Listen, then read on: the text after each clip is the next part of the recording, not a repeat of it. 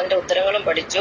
കഴിഞ്ഞ ക്ലാസ്സിൽ നമ്മൾ പഠിച്ചത് 9ാമത്തെ ചോദ്യമാണ്. ആ ചോദ്യം ഇതായിരുന്നു: പുനർജന്മത്തിന്റെ കാരണം എന്ത്? പുനർജന്മത്തിന്റെ കാരണം മനുഷ്യന്റെ പുണ്യപാപ കർമ്മങ്ങളുടെ ഫലമാണ്. കൂടാതെ ഒരു കൂട്ടം കാര്യം കൂടെ നമ്മൾ ഇന്നലെ പഠിച്ചു. അംഗവൈകല്യം, രോഗം, മറ്റു ദുരിതങ്ങളൊക്കെ മനുഷ്യന്റെ ജീവിതത്തിൽ ഉണ്ടാകുന്നതിന്റെ കാരണം അവര് കഴിഞ്ഞ ജന്മത്തിൽ ചെയ്ത പാപങ്ങളുടെ ഫലമാണ്.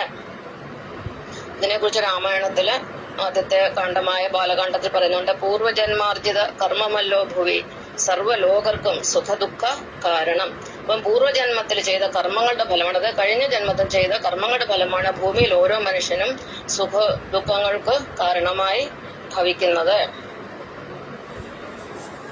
അപ്പൊ ഇന്ന് നമ്മള് 2 ക്വസ്റ്റ്യന് ആൻസർ ചെയ്യാൻ പോവുകയാണ്. അതിൽ ഒന്നാമത്തെ ക്വസ്റ്റ്യൻ എന്ന് പറഞ്ഞാൽ പുനർജന്മത്തിൽ നിന്നും എങ്ങനെ നമുക്ക് രക്ഷ നേടാം എന്നുള്ളതാണ്. പുനർജന്മത്തിൽ രക്ഷ നേടുക എന്ന് പറഞ്ഞാൽ അതിന് മോക്ഷം പ്രാപിക്കുകയാണെന്നാണ് അർത്ഥം. മോക്ഷം കിട്ടിയാൽ മാത്രമേ നമുക്ക് പുനർജന്മം ഉണ്ടാകാതെ വരികയുള്ളൂ. മോക്ഷം എന്ന് പറഞ്ഞാൽ നമ്മൾ ഒരു അവസ്ഥയിൽ എത്തിച്ചേരും.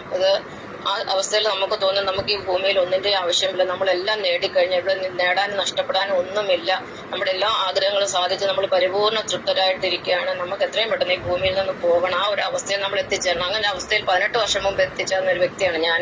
അതുകൊണ്ട് ഷീല ടീച്ചർക്ക് മോക്ഷത്തെ കുറിച്ച് വ്യക്തമായിട്ട് അറിയാം. അപ്പൊ നമുക്ക് മോക്ഷം കിട്ടിയെങ്കിൽ മാത്രമേ നമുക്ക് പുനർജന്മം ഉണ്ടാകാതിരിക്കുകയുള്ളൂ. എങ്കിൽ പോലും പ്രപഞ്ചം വരെ പുനർജനിക്കുന്നുണ്ട്. അതുകൊണ്ട് നമ്മൾ മോക്ഷം കിട്ടിയാലും നമ്മൾക്ക് വീണ്ടും വരേണ്ടി വരും. എപ്പോഴാണ് വരേണ്ടി വരുന്നതെന്ന് ചോദിച്ചാല് യുഗത്തിന്റെ അവസാനം ഭഗവാൻ ഈ ഭൂമിയിൽ അവതരിക്കുമ്പോൾ ഭഗവാനെ കാണാൻ വേണ്ടി, ഭഗവാന്റെ ദർശനത്തിന് വേണ്ടി എല്ലാവരും വരുന്നുണ്ട്. പക്ഷെ എത്ര പേർക്ക് ദർശനം കിട്ടുമെന്നുള്ളത് അത് നമുക്ക് കണ്ടറിയണം. അപ്പം നമുക്ക് മോക്ഷം വേണമെങ്കിൽ നമ്മൾക്ക് ഭഗവാനിൽ എല്ലാം സമർപ്പിച്ചെങ്കിൽ മാത്രമേ സാധിക്കുകയുള്ളൂ. സമർപ്പണം, അതാണ് മോക്ഷത്തിന് വേണ്ടിയുള്ള വഴി. ഇതിനെക്കുറിച്ച് ഭഗവാൻ ഭഗവത്ഗീതയിലെ 18ാം അധ്യായത്തിൽ 66ാമത്തെ ശ്ലോകത്തിൽ പറയുന്നത് ഇങ്ങനെയാണ്: സർവധർമാൻ പരിത്യജ മാമേക ശരണം വ്രജ അഹം ത്വാം സർവപാപേഭ്യ മോക്ഷയിഷ്യാമി മാം ശുച എന്ന് പറഞ്ഞാല് നീ നിന്റെ എല്ലാ ധർമ്മങ്ങളും നീ എന്തൊക്കെ ചെയ്തിട്ടുണ്ടോ അതെല്ലാം നീ എന്നിലേക്ക് വിടുക, എല്ലാം നീ എനിക്ക് വിട്ടു തരിക. അതായത് നമ്മളിലേക്ക്, നാരായണിലേക്ക്, പ്രപഞ്ചപിതാവായ ജഗത്പിതാവായ നാരായണിലേക്ക് സർവ്വതം സമർപ്പിക്കുന്നത്.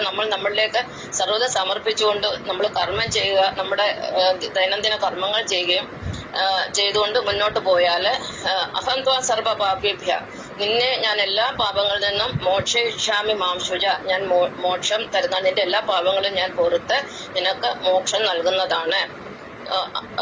അതായത് ഒന്നുകൂടെ പറയാം: സർവധർമാൻ പരിത്യജ മാമേക ശരണം വ്രജ അഹം ത്വാം സർവ പാപേഭ്യ മോക്ഷയിഷ്യാമി മാം ശുച.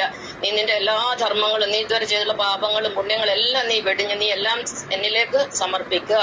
അങ്ങനെയായ